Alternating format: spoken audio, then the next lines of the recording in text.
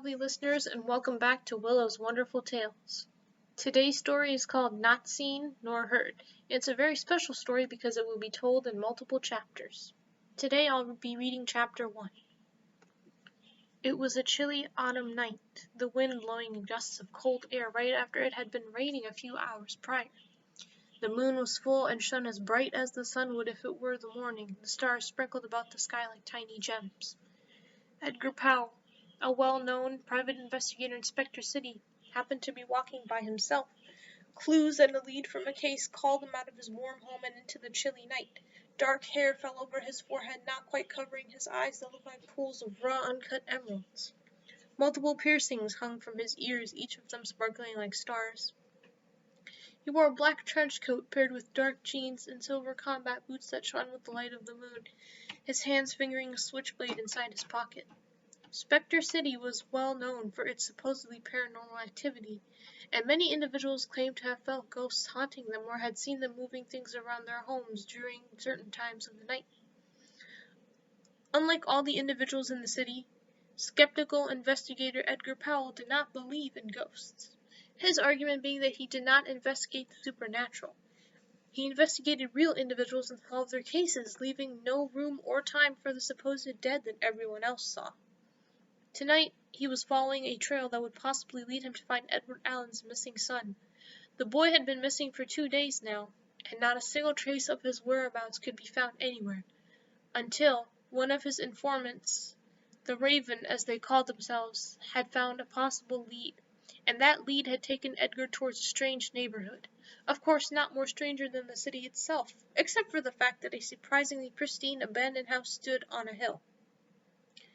The story behind the house was that a young woman by the name of Azalea Stone, the previous person who lived there, had been killed in a strange accident. Many times the house would be put on the market to be sold, yet no one in the city was willing to buy the house because of the many rumors in the mill. Most of the rumors said that Azalea's death had not been an accident, and that the young woman had been murdered by a family member.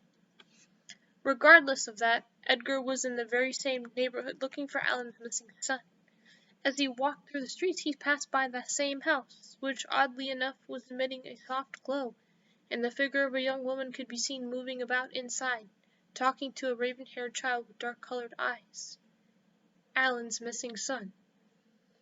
The woman looked nearly identical to Azalea Stone, from her bright orange hair that was tied back in a braid to her warm gray eyes that seemed to shine in the light.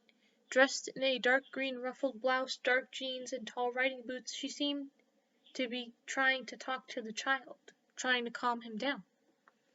Approaching the front of the house, Edgar moved to kick down the door, but much to his shock, the door wouldn't budge.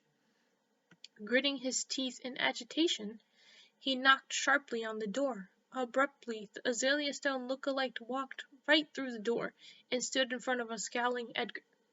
"Can I help you?" she asked, her face a straight mask of neutrality, as if she hadn't just walked through a closed door.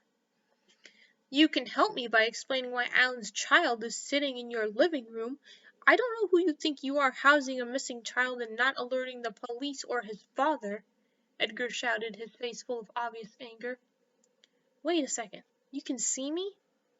Her face had a look of pure shock, as no one had been able to see or even hear her, not even the little boy she'd been trying to console in her living room. Edgar rolled his eyes. "Of course I can see you. What are you implying, that I shouldn't be able to see you, let alone talk to you, because you're a ghost and you've been dead for years?"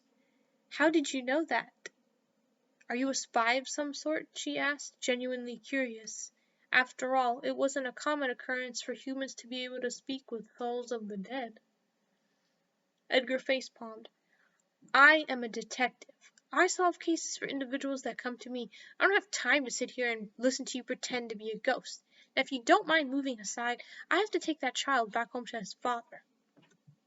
The young ghost woman scoffed at the audacity of the detective in front of her. "The door won't open unless I give you permission to enter. Did you not just see me pass through the door?" "I don't have time to play games with you. Open the door." Edgar had enough of people trying to convince him the ghosts were real. He had to take the child back home to his father. That was his job, after all. The look on the woman's face who claimed to be a ghost after he said that meant that he'd have to be very tactful with his words, otherwise he'd be stuck out in the cold night and lose the trail along with any chances of finding Alan's son should he decide to run away again once he found out that Edgar Powell had found him. Oh, you think I'm playing games, huh? Open your eyes, Mr. Powell. You live in a city that's known for paranormal activity. The supposed ghost was furious. Not only could the detective in front of her hear her, he could also see her. Not even the young boy sitting inside the living room of what used to be her home could see her. All he could make out was her ghostly presence moving things around, and her attempts at calming him down, no thanks to the loudmouth detective in front of her. Fine, don't open the door. We'll see what happens when you try to stop me from solving a case. He turned and walked away, determined to get Alan's son back to him and away from the crazed woman pretending to be a ghost.